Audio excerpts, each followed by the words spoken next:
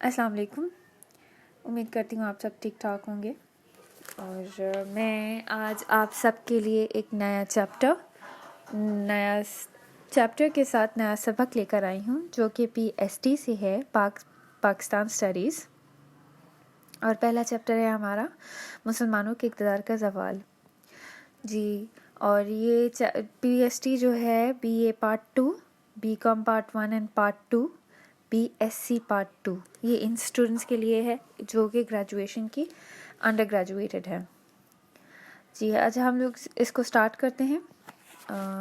Start ہمارا ہوتا ہے تو یہ ہے 18ویں صدی عیسوی انسانوں کی تاریخ کے ارتقاء میں ایک ایسے موڑ کی حیثیت رکھتی ہے جب سفید فام یورپی اقوام اور مسلمانوں کے دو بالکل مخالف سمتوں میں پیش رفت کی.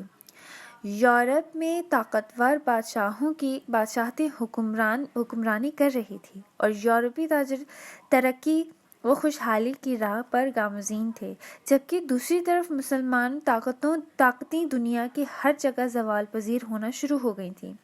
ہندوستان میں مغل سلطنت اورنگزیب عالمگیر جو کہ 1707 میں وفات پا گئے، ان کی وفات کے بعد بڑی تیزی سے جو سلطنت ہے بڑی کمزور ہوتی چلی گئی. اس کمزوری اور سلطنت مغلیہ کی سلامیت کو نقصان پہنچنے کی بڑی وجہ یہ سمجھی جاتی ہے کہ اورنگزیب کے جانشین بہت زیادہ کمزور ثابت ہوئے، لیکن دراصل مسلمان کی احساس یکجہتی کے قدامت ان کے مغلیہ سلطنت خود زوال ہوئے، جو کہ پہلا ہے مسلمان معاشرے کے زوال کے اسباب.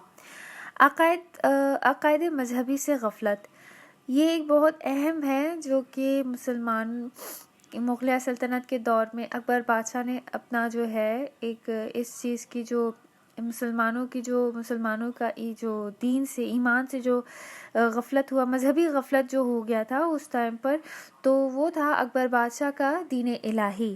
اگر آپ سب کو اس چیز کا علم ہو تو اس دوران اکبر بادشاہ نے اپنے دور میں دین الہی مذہب جو ہے پیش کیا تھا.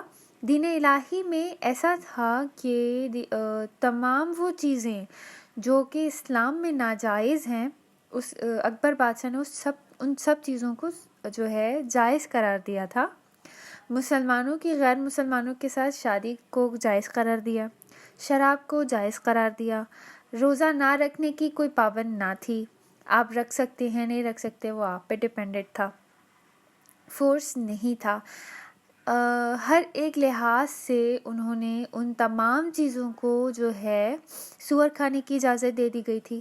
تو یہ تھا کہ اس مذہب میں دین الہی جو مذہب تھا ان میں یہ تھا کہ اسلام میں جن چیزوں کے لیے ہم سب کو جن چیزوں پر پابندی عائد کی گئی ہے، جن چیزوں کو جو ہم پر حرام قرار دیا گیا ہے، ان تمام چیزوں کو دین الہی میں جو ہے کرنے کی اور حلال جو ہے ان چیزوں کو کرنے کی اجازت دی گئی، جو کہ ایک بہت ہی ایک نیو وے تھا مسلمانوں کے لیے. ان چیزوں کو دیکھنا، ان چیزوں کو جو ہے ایکسیپٹ کرنا ایک بہت بڑی چیلنجنگ پوائنٹ تھا.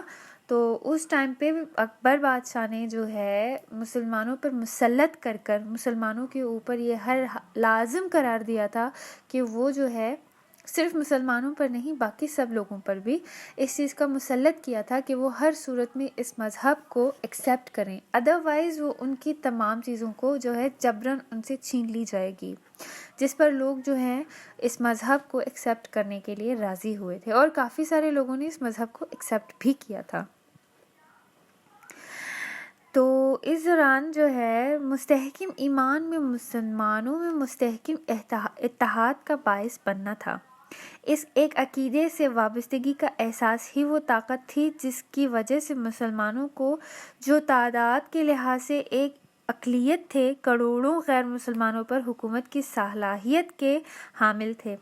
لیکن جب جدت پسند خیالات بھر مار سے مسلمانوں کا مذہبی عقائد سے غفلت کا دور شروع ہوا تو مسلمانوں کی سلامیت کا شہزہ بکھر گیا. اکبر نے ہندوؤں کو اعلیٰ منصب پر فائز کر کے ان کے شاہی دربار میں اثر و رسوخ بڑھا دیا، جس نے مسلم سلطنت کی پالیسی میں تبدیلی واقع ہوئی، اور اس کا نتیجے میں قدامت پرست مسلمان سلطنت کا تحفظ کرنے کے لیے نااہل ثابت ہوئے۔ ایک فاش غلطی تھی کہ ہندوؤں سے مسلم سلطنت کی حمایت کی توقع وابستہ کی گئی۔ مسلمان اب بھی ریاستی معاملات میں بالادستی رکھتے تھے، لیکن جو خود سلطنت غیر اسلامی اقدار کی حامل ہوتی چلی گئی۔ اکبر نے ہندوؤں کو بہت کچھ نوازا، لیکن پھر بھی ہندوؤں کے جذبات کی تشفی نہ کر سکا۔ ایک یہ تاریخی حقیقت بھی ہے کہ بہت ساری مرائیت اور تجاریت سے نوازنے کے باوجود ہندوؤں نے مسلمانوں کے خلاف سامانیہ رویہ برقرار رکھا۔ اس کے لیے مسلم سلطنت کا مکمل عنصر مسلمانوں کی طاقت اور ان کی یکجہتی پر تھا، لیکن چونکہ مسلم یکجہتی ختم ہو چکی تھی، اسی لیے مسلم سلطنت ہندوؤں کی حمایت پر عنصر کرنے کے لیے مجبور ہو گئے تھے۔ اورنگزیب عالمگیر نے اس صورتحال کو درست کرنے کی یکتا ناممکن کوشش کی اور اسلامی احساس کو بڑی حد تک نشانہ سازی میں کامیابی حاصل کی۔ اگر ان کے جانشین بھی اسی طرح کے مثالی کردار کو عظیم کا مظاہرہ کرتے تو مسلمان یکجہتی کو دوبارہ قائم کر سکتی تھی، اور اس طرح کا خطرہ خود ترقی میں حاصل ہو سکتا۔ مغل انتظامیہ میں بہت بڑی حد تک مرکزیت کی حامل تھی۔ حکومت کے سارے کارکردے اور عہدیدار شہنشاہ کے احکامات کی تعمیل کرنے کے پابند تھے۔ صوبے خود مختار نہ تھے۔ ان کی انتظامیہ پوری طرح مرکز کی سخت نگرانی میں گرفت بھی تھی۔ اس نظام میں ایک قسم کی موروثی کمزوری بھی تھی۔ جیسے ہی مرکز کمزوری کا شکار ہوا تو اس کا نتیجے میں سازشوں نے جنم لیا اور تاجپوشی کا ایک ایسا سلسلہ چل نکلا جس سے مغل سلطنت کے آخری حکمران پھنس کر رہ گئے۔ جانشینی کا قانون کا نہ ہونا۔ جانشینی کی قانون کا بنانے کا ناکام رہے اور اس نتیجے پہ نکلے کہ ہر مرنے والے بادشاہ کے بیٹے نے خود کو تخت کا وارث سمجھ لیا، اور اس جانشینی کے لیے خونی تصادم ناگزیر ہو گیا۔ مغلوں نے جانشینی کا مسئلے پر امن طور پر کبھی بھی حل نہیں ہو سکا، سوائے اکبر کے جو تنہا تخت کا وارث تھا۔ اس کا کوئی مقابلت وارث بھائی نہ تھا۔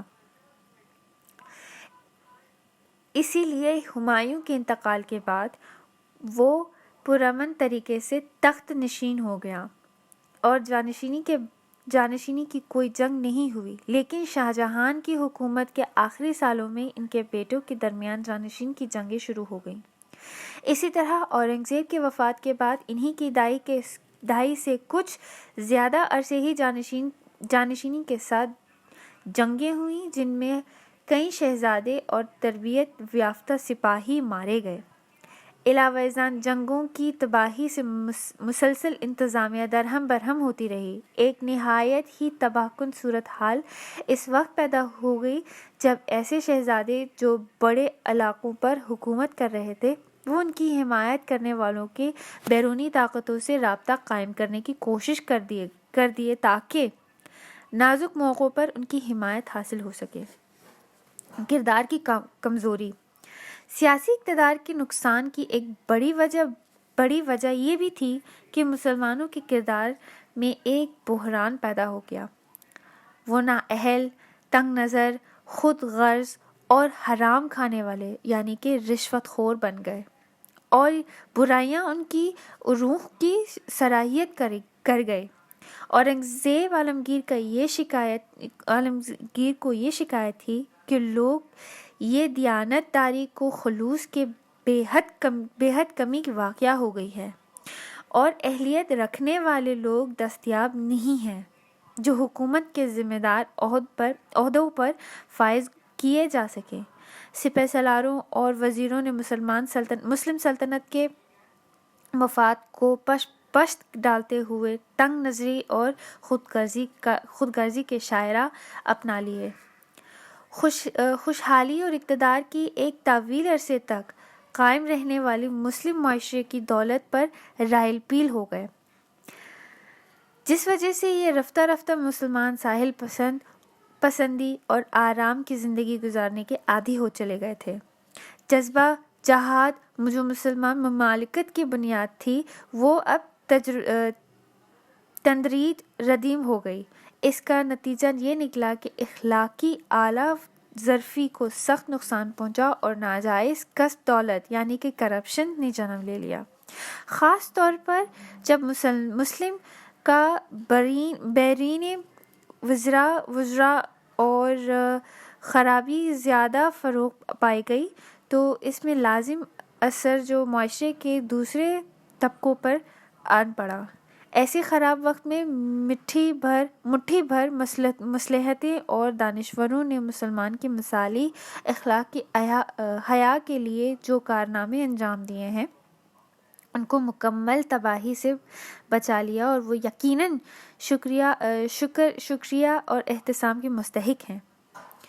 اس دوران جو کہ جیسا کہ ہم نے یہاں پہ پڑھا کہ جانشین جتنے بھی تھے وہ بہت زیادہ نااہل اور نالائق قسم کے ہو گئے تھے، یعنی کہ آرام پسند، اور ان کو یہاں تک ہو گیا تھا کہ ان کے جانشینوں میں آرام پسند جو مل رہا ہے اسے کھانا، محنت نہ کرنا، جو کہ ایک اہم چیز جو ہوتی ہے ایک سربراہ کے لیے، جو بادشاہ کے لیے زیادہ اہم ہوتی ہے، وہ ہوتی ہے اپنے رائے کے لیے، اپنے عوام کے لیے، ان کے لیے فیصلے کرنا، محنت کرنا اور ان کی اچھے مستقبل کے لیے کچھ بہتر کرنا.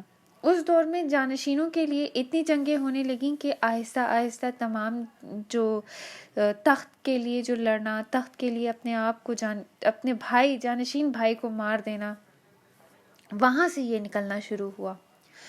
مسلمان آپس میں اس دور میں مسلمان کمزور ہوتے گئے، کیونکہ جب لازمی سی بات ہے جب ہماری حکمران کمزور ہو جائے تو عوام خود بخود کمزور ہو جاتی ہے. جب ہمارا حکمران ہی غلط، حرام اور جو ہے حرام کام سے اور رشوت خوری کے اندر آ جائے تو لازمی سی بات ہے اس کی رائے ہے، جو اس کی رائے عامہ ہے، جو اس کی جو عوام ہے، اس کی جو ہے عوام میں وہ اثر آتا ہے.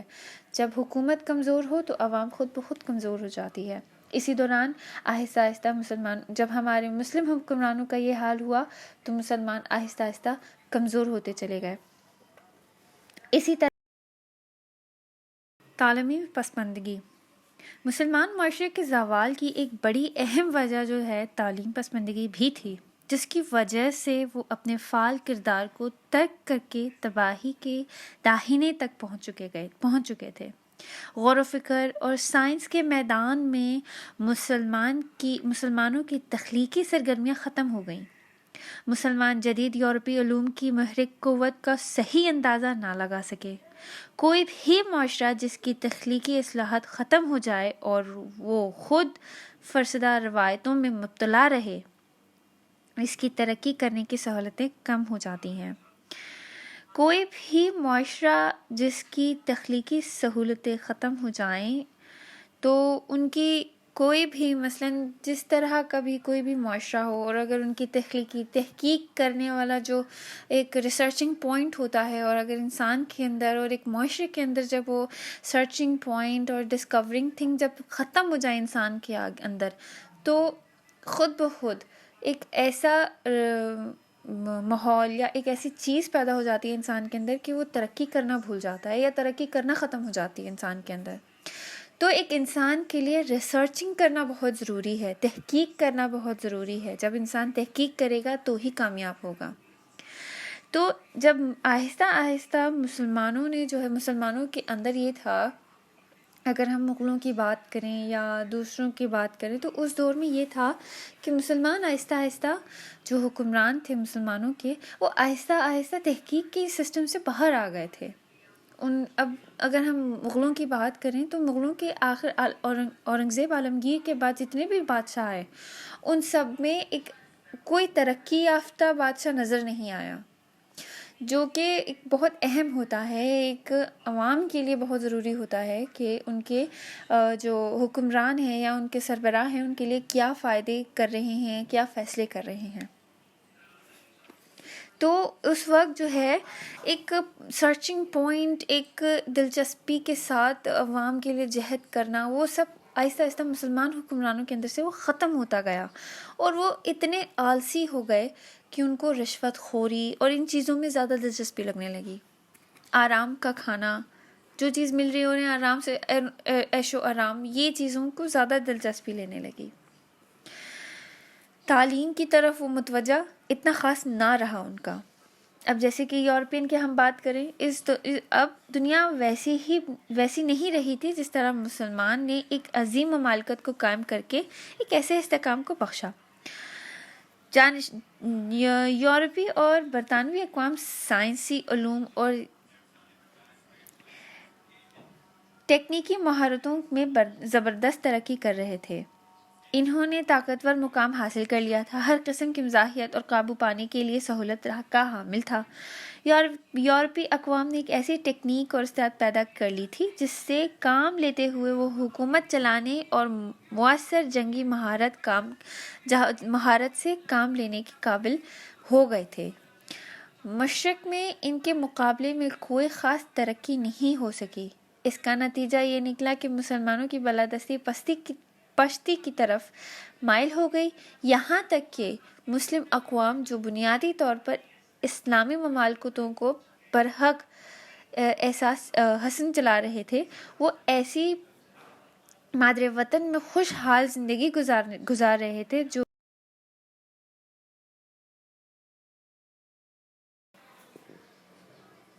وہ بھی زبردست خطرات میں گھیر گئے تھے، اور ان کا وجود خطرے میں پڑ گیا تھا۔